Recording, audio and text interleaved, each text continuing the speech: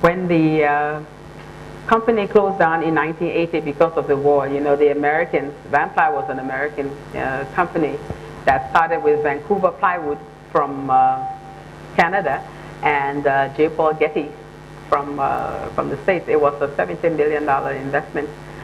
But when the Paul Getty group, the Vanply group, decided that they had enough of whatever they were doing in Liberia, they turned the company over to a small group of American executives. They went to President Sirleaf at the time and said they had this company, and they were preparing to offer him shares in the company. And he said no, he wouldn't take any personal shares, but he would turn the shares over to the Truick Party. So the Truick Party has 51% of the Vanply shares, and the American executive headed by a guy named Bob Huff, he had 49% of the shares. And so I was working with them until 1980 when the coup occurred. And what they did, they had a little helicopter that went into the bush, picked them up, took all the American executives. There weren't that many, there were about 3 or 4 of them, because of the activities in the country at the time, they had shipped all of their families out. So there was just, I think, the general manager and 2 other Americans. So they left from a place called Mile 20 in the bush. They took off, and of course everything started to happen down there. There was West End who had gone down there, was shooting up the place, and I had to run to the mansion and tell them to give me some people to come down to Vanply and try to quiet the situation. So he gave me, I went down to Vanply with Deborah Malac, Johnny Boy, and Isaac Musa, who just died the other day. And we went down there, and I had to stand between Johnny Boy, Herring, and Kuwampa. So I went down there, and there was Kuwampa that way, and West End that way, and they took out their guns, and they started to.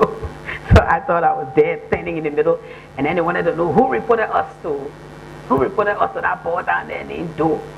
So I kind of came in there. At the time, I must have weighed about 100 pounds, and I came in there, and you small girl, you reported us. And anyway, the bottom line is they took out their guns to shoot each other.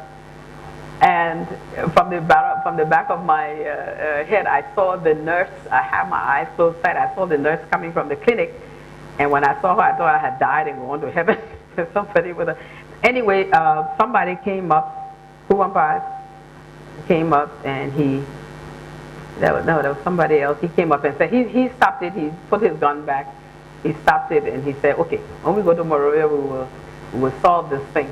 So meantime, I had to travel with Mr. Bagbala to go, because what happened as soon as the executives left, they closed all of the accounts. They went to the accounts and started to withdraw money.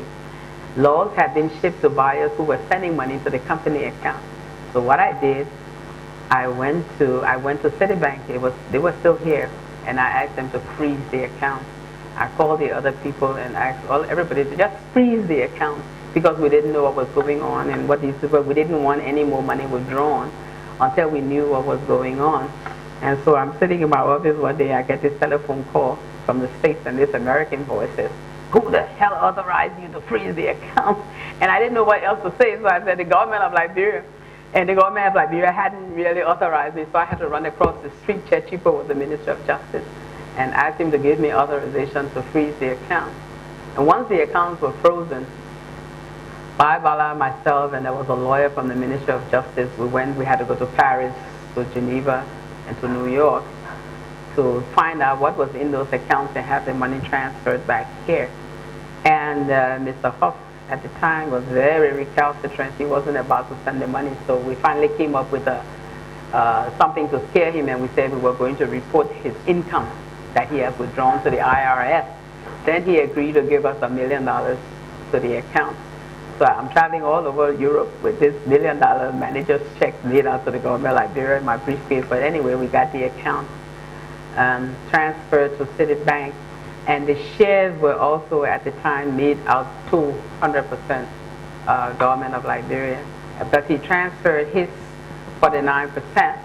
Government has seized the TWP 50%, so it was 100% shares now, and that's the way I know it is. Later on, people went into the Vampire Forest, they had 1 million acres of forest land that they were operating in. And so after Vanply, we had to look for investors to take over the concession because it was more than 10 years old now. The equipment was dead, and that's when we got the Israelis to come in.